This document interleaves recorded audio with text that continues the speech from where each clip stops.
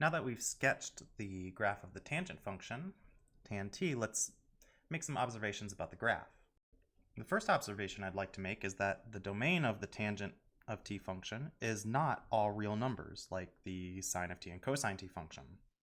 That's because, well, for example, tangent of minus pi over 2 is not defined, as is similarly tangent of positive pi over 2 is not defined. As we discussed before, any angle which leaves you either at the top or the bottom of the unit circle will give you an undefined tangent. So for example, we just said tangent of pi over 2 is undefined, but also if you take the angle where you go pi over 2, but then you go an additional revolution, that would be pi over 2 plus 2 pi, which is 5 pi over 2, tangent of that angle, 5 pi over 2, would not be defined as well. There are a lot of angles for which tangent of t is not defined because if you go around an additional revolution, you get another angle which lands you at the top of this unit circle. And similarly for the bottom of the unit circle.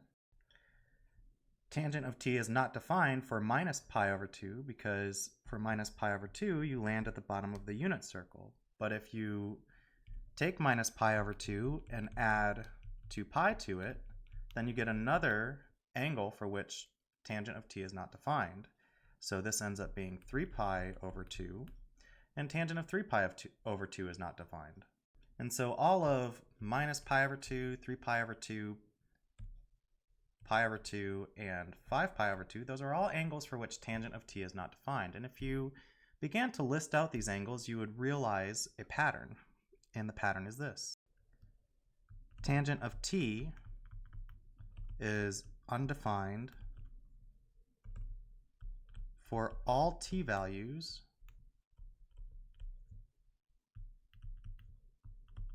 of the form t equals some odd integer, any odd integer, times pi divided by 2. So for example, -1 is an odd integer, so tangent of t is not defined for -1 times pi over 2. 5 is also an odd integer, so tangent of t is not defined for 5 pi over 2. And these end up being the only t values for which tangent of t is not defined. So that would mean that the domain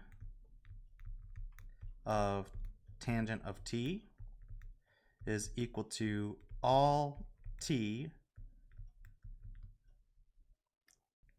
not of the form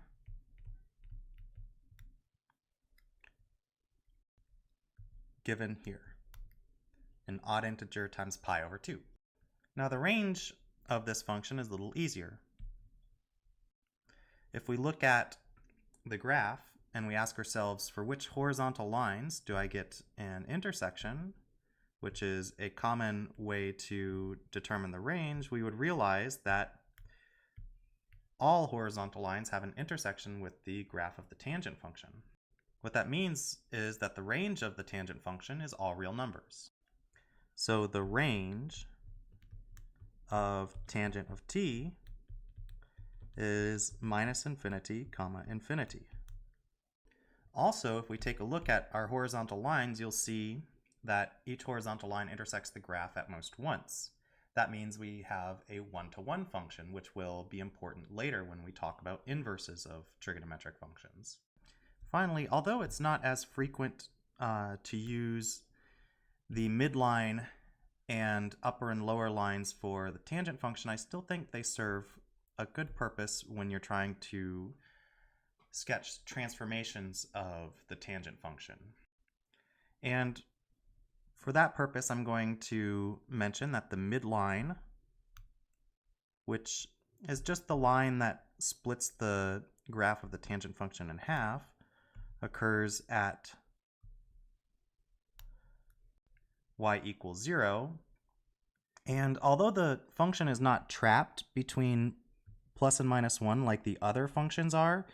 These, like the specifically the sine and cosine functions are, these horizontal lines y equals minus 1 and y equals 1 will help us when we go to sketch transformations of this function.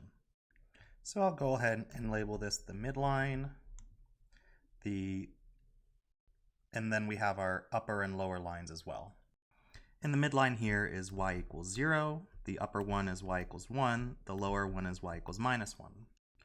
Notice how the graph of the tangent function goes from the lower line to the midline to the upper line, and then notice how it approaches infinity as you go to the right asymptote and negative infinity as you go to the left asymptote.